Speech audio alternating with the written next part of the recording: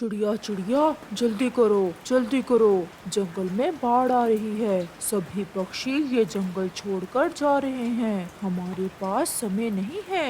कबूतर भैया, ये बाढ़ ऐसे अचानक, मुझे कुछ समझ नहीं आ रहा। हम अपने घर छोड़कर कहाँ जाएंगे?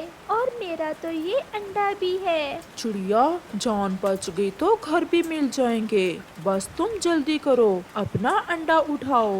वो अभी ऐसे बात ही कर रहे थे कि बाढ़ का पानी तेजी से आ जाता है। देखते ही देखते उस पानी से तो जंगल भरने लगा था। चिड़िया जल्दी से अपना अंडा उठाती है और कबूतर के पीछे पीछे उड़ जाती है। सभी पक्षी तेजी से उड़े जा रहे थे। फिर अचानक चिड़िया का अंडा छूटता है और बाढ़ के पानी में गिर जाता है। मेरा अंडा बह गया। बाढ़ का पानी तो चंद लम्हों में ही अंडे को बहा ले जाता है। चिड़िया अपने अंडे के पीछे जाने लगती है, लेकिन कबूतर उसे रोक लेता है। चिड़िया रुक जाओ, अंडे के पीछे जाना तुम्हारी बेवकूफी होगी। समझ लो वह अंडा तुम्हारे भाग्य में ही नहीं था। अगर पीछे से और पानी आ गया तो तुम भी साथ ही बह जाओगी। फिर चिड़िया रोती हुई कबूतर की बात मानकर कबूतर के साथ चली जाती है। मीनू चिड़िया नदी पर पानी पीने आई थी, तो उसकी नजर पानी में बहते हुए अंडे पर जाती है। वो जल्दी से अंडा उठा लेती है और उसे अपने घर ले जाती है। मीनू, ये अंडा आप कहाँ से उठा ले आई हो? मैं नदी पर पानी पीने गई थी, तो ये अंडा मुझे नदी के पानी में बहता हुआ मिला। ये अंडा जरूर उसी बाढ़ के पानी में बहकर आया है, जो पश्चिम वाले जंगल में आई हुई है। अब क्या पता इस अंडे के माता पिता के साथ क्या बीती है, जिंदा भी है कि नहीं। चूचू, आप मेरी एक बात मानेंगे? मैं जानता हूँ आप क्या कहना चाहती हैं। अगर आप इस अंडे को पालना चाहती हैं तो मुझे कोई एतराज नहीं। मैं इस बच्चे को बहुत प्यार दूंगी। इस बच्चे की वजह से ही मेरी सूनी गोद भर जाएगी। फिर कुछ दिनों बाद वो अंडा फूट जाता है और उसमें से एक चिड़िया का बच्चा निकलता है। चूचू चूचू, देखें, हमारे अंडे से हमारी जाति का बच्चा ही निकला है। मीनू तो आज इतनी खुश थी, उसका बस चलता तो पूरे जंगल में अपने बच्चे का ऐलान करती। दूसरी तरफ रानो चिड़िया और बाकी सब पक्षी भी बाढ़ के बाद अपने वाले जंगल में वापिस आ जाते हैं। रानो चिड़िया की तो दुनिया ही उजड़ चुकी थी। ज्यादा रोने की वजह से उसकी आंखों की बीनाई भी जा चुकी थी। कबूतर रानो का अच्छा दोस्त था। वो हर रोज रानो के पास आता, उसे भोजन भी दे जाता और उसे हौसला भी देता रहता। रानो, मैं जब तुम्हें देखता हूँ तो बहुत दुखी हो जाता हूँ। तुमने अपनी क्या हालत बना ली है। तुम कैसी हंसमुख होती थी। सारा जंगल एक तरफ, तुम्हारी जंगल में अपनी ही रौनक होती थी। अब तो सारा जंगल वीरान सा हो गया है।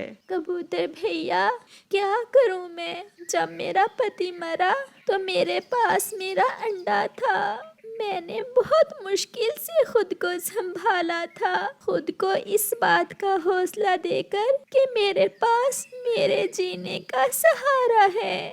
लेकिन अब मैं खुद को कैसे हौसला दूं? मेरा अंडा ही मेरी सारी दुनिया था।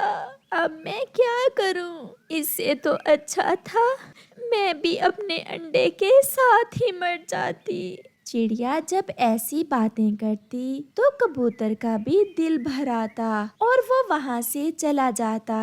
ऐसे ही दिन और रात गुजरते गए। अब मीनू चिड़िया का बेटा कुकू बड़ा हो चुका था। मीनू और चूचू की तो अपने बेटे में जान थी। वो अपने बेटे से बहुत प्यार करते थे। ऐसे ही एक दिन कुकू अपनी रिमोट कंट्रोल गाड़ी से खेल रहा था कि वहाँ जग्गू आ जाता है। जग्गू कौवा बहुत शरारती था। जग्गू कुकू की रिमोट कंट्रोल गाड़ी उठाकर भाग जाता है। फिर क्या था, जग्गू कौवा आगे आगे और कुकू उसके पीछे पीछे। कुकू बहुत हिम्मत वाला था। वो जग्गू को पकड़ लेता है और जग्गू के 2 चार लगा देता है। ये रिमोट कंट्रोल गाड़ी मुझे मेरे पापा ने आज ही ला कर दी है। अगर तुम्हें इतना ही शौक है ऐसी गाड़ियों से खेलने का तो जाओ और जाकर अपनी खरीद कर खेलो। मैं अभी जाकर अपनी मम्मा को बताता हूँ कि तुमने मुझे मारा है। देखना मेरी मम्मा तुम्हारी पिटाई करती। हाँ हाँ जाओ जाओ और पहले जाकर अपनी मम्मा को ये बताना कि तुम मेरी रिमोट कंट्रोल गाड़ी लेकर भागे थे। फिर जग्गू रोता हुआ वहाँ से चला जाता है। जग्गू, मेरे बच्चे, क्या हुआ तुम्हें? ऐसे रो क्यों रहे हो? मम्मा मम्मा वो कुकू मुझे बहुत मारता है। जब भी मैं उसके खिलौनों से खेलने लगता हूँ तो वो मुझे मारकर भगा देता है। मम्मा मुझे भी वैसे ही खिलौने चाहिए जैसे कुकू के पास हैं। उस अनाथ की इतनी हिम्मत कि मेरे बच्चे को मारे? मम्मा आप उसे अनाथ क्यों कह रही हैं? उसके मम्मा पापा तो जिंदा हैं। प्यारे दोस्तों, इस कहानी का अगला भाग देखने के लिए कल तक इंतजार करें और आपको ये वाला भाग कैसा लगा है हमें कमेंट करके जरूर बताना। मम्मा चिड़िया और पापा चिड़िया अपने बेटे से बहुत प्यार करते थे। वो उसकी हर इच्छा पूरी करते, जहाँ भी जाते उसे साथ लेकर जाते, जो मांगता लेकर देते। मम्मा मम्मा मुझे आज कहानी सुनाए ना। अच्छा बताओ, कौन सी कहानी सुनाऊं? चांद वाली। मम्मा चांद वाली कहानी सुनाए। तो फिर सुनो।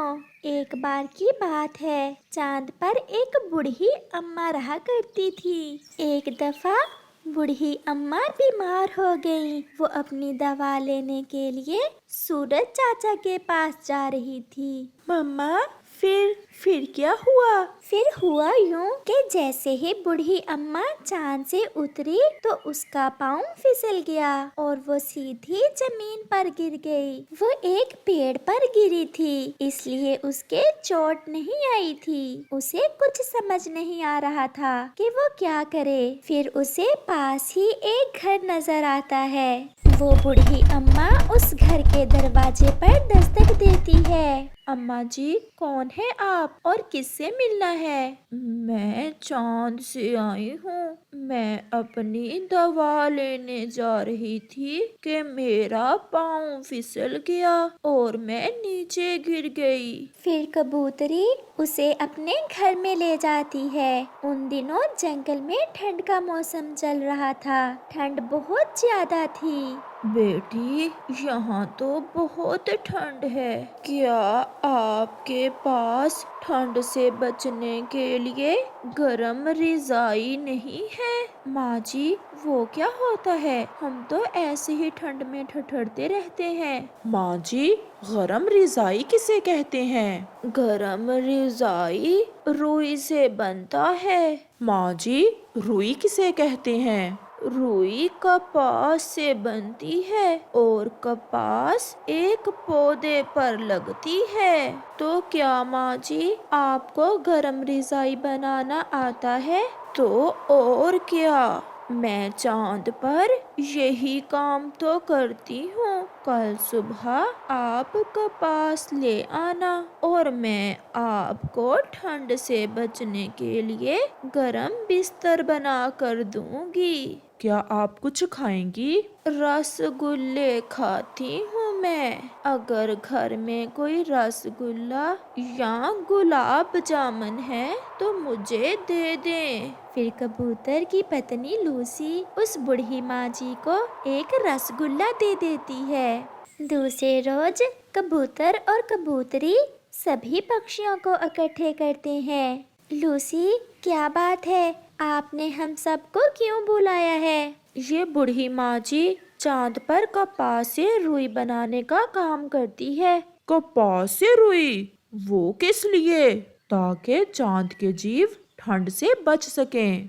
यहाँ बहुत ठंड है, मैं आपको ऐसे गर्म बिस्तर बना कर दूंगी कि ठंडी के मौसम में भी गर्मी लगेगी गर्म बिस्तर में। फिर तो मजा ही आ जाएगा, हम तो ठंड से मर रहे हैं। चलो अब जल्दी जल्दी कपास ढूंढ कर लाएं। आप कपास लाएं और मैं अपना चरखा ले आती हूँ।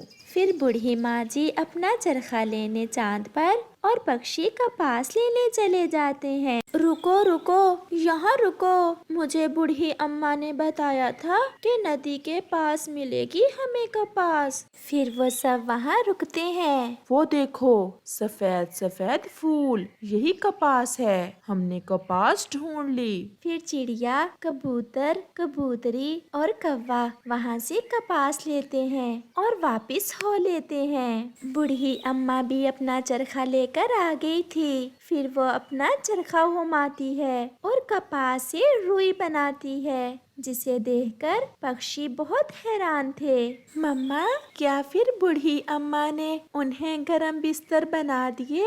हाँ, सब पक्षी अपना अपना गरम बिस्तर बनवा लेते हैं और बूढ़ी अम्मा अपना चरखा लेकर वापस चांद पर चली जाती है। मम्मा, क्या ये गरम बिस्तर उसी बूढ़ी अम्मा ने बना कर दिया था? कुकू बेटा, जो बिस्तर बूढ़ी अम्मा ने मुझे बना कर दिया था वो तो कब का खराब हो गया। जब बूढ़ी अम्मा कपास से रुई बना रही थी तो हम सब पक्षियों ने सीख लिया कि रुई कैसे बनाते हैं। अब हम सब खुद ही अपने अपने गरम बिस्तर बना लेते हैं। मम्मा, गरम बिस्तर में लेटकर कितना मजा आता है। अगर वो बूढ़ी अम्मा चांद से ना गिरती फिर तो हम ठंड से ही मरते। कुकू, जो कहानी आपको आपकी मम्मा ने सुनाई है वो सब झूठ है।